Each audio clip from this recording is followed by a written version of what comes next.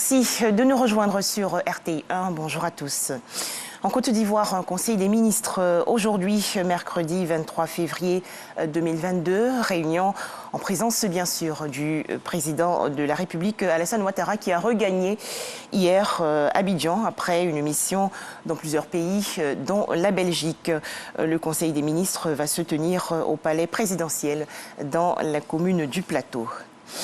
Le président de la République de Côte d'Ivoire a donc regagné hier son pays après avoir pris part à d'importants rendez-vous dont le sommet Union africaine-Union européenne. Le chef de l'État, Alassane Ouattara, a été accueilli par les membres du gouvernement avec à leur tête le Premier ministre Patrick Hachi.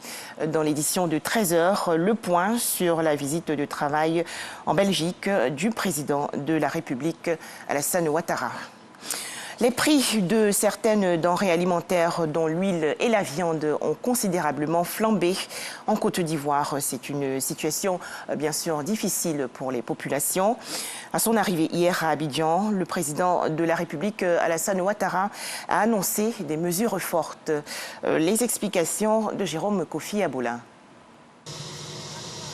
Quand il descend de son avion sur le tarmac de l'aéroport Félix Houphouët-Boigny d'Abidjan, il est environ 16 heures, ce mardi 22 février 2022. Le président Alassane Ouattara, accueilli par le Premier ministre Jérôme Patrick Hachi avec quelques membres du gouvernement, signe ainsi son retour en Côte d'Ivoire après quelques semaines passées à l'extérieur.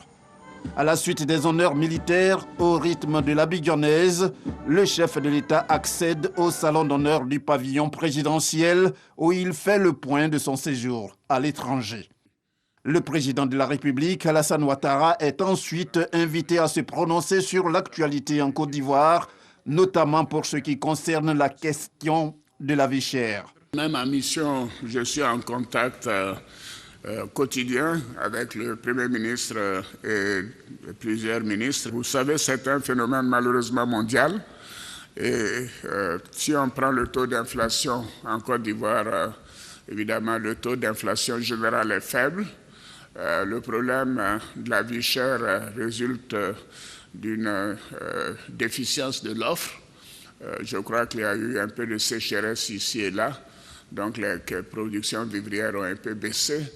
En matière de protéines, vous savez également que les problèmes avec certains pays voisins ont ralenti donc l'acheminement du bétail.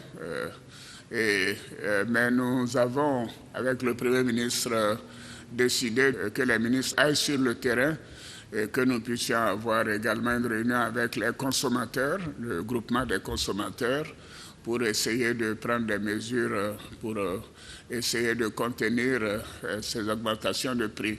Bon, bien sûr, on ne va pas nous comparer à des pays voisins, mais je peux vous dire que le taux d'inflation dans la plupart des pays de l'Afrique de l'Ouest, entre 8 et 15%. Bon, en Côte d'Ivoire, nous en sommes à 3,5-4%, mais c'est déjà 3,5-4% de trop en ce qui me concerne.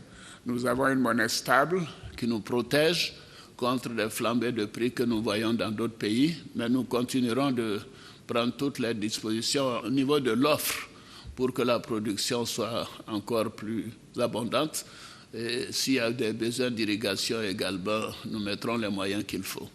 Le déplacement du président Alassane Ouattara hors de la Côte d'Ivoire est marqué par sa visite de travail et sa participation au 6e sommet ordinaire Union africaine-Union européenne à Bruxelles, ainsi que sa présence au 35e sommet ordinaire de l'Union africaine à Addis Abeba et à la session extraordinaire de la CEDEAO à Accra sur la situation au Burkina Faso.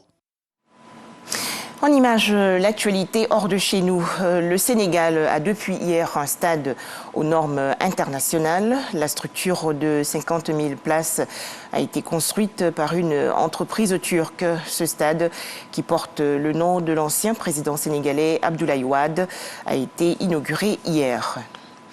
Bientôt des élections législatives en Libye, annonce faite le 21 février dernier par le Premier ministre Abdelhamid Deba. Pour terminer, le dossier ukrainien, le président russe Vladimir Poutine promet aujourd'hui d'être intransigeant sur ses exigences dans la crise qui l'oppose aux Occidentaux sur l'Ukraine. Ces propos rendent toujours plus menaçant le spectre d'une invasion malgré les sanctions occidentales qui s'accumulent. Voilà, merci de nous avoir suivis. À 13h, le journal.